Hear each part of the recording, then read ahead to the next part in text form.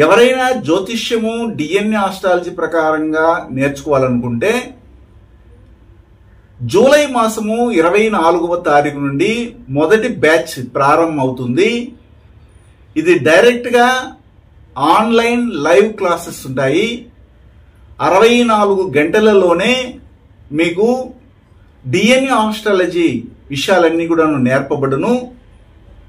64 రోజుల్లో ఒక్కొక్క రోజు ఒక్కొక్క గంట చొప్పున 64 గంటల్లోనే డిఎన్ఏ ఆస్ట్రాలజీ సంబంధమైనటువంటి బేసిక్స్ నుండి అడ్వాన్స్ వరకు ఆన్లైన్ లైవ్ క్లాసెస్ నిర్వహించబడును.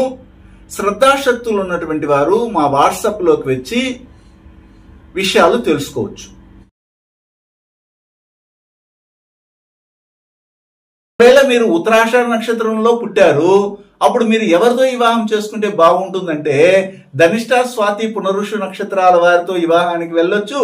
మరియు పుష్యమి, విశాఖ, శతభిష నక్షత్రాల వారితో వివాహానికి వెళ్ళొచ్చు.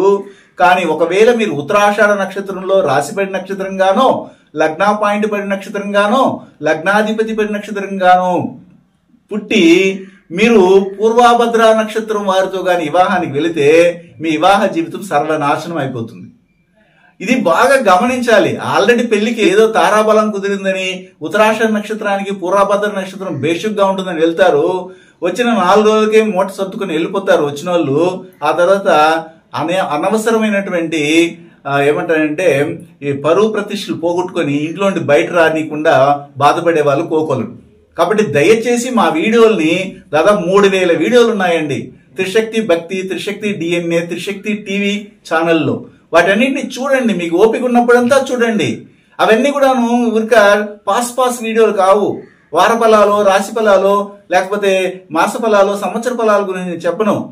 కాంటెంట్ ఒకటి దాన్ని తీసుకుని ఆ కాంటెంట్ ప్రకారంగా లైఫ్ లాంగ్ యూజ్ అయ్యేటట్టుగా చెప్పుంటాను నేను.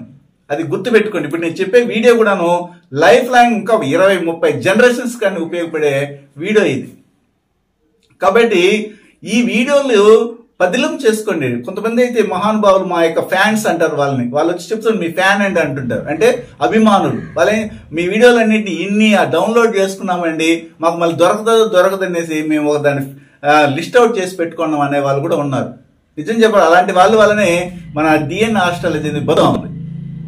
దీన్ని ఎలాగైనా తొక్కేయాలనేసి కొంతమంది ప్రబుద్ధులు ప్రయత్నాలు చేస్తూనే ఉన్నారు. ఇదేంటి కొత్త డిఎన్ఏ ఆస్ట్రాలజీ అని.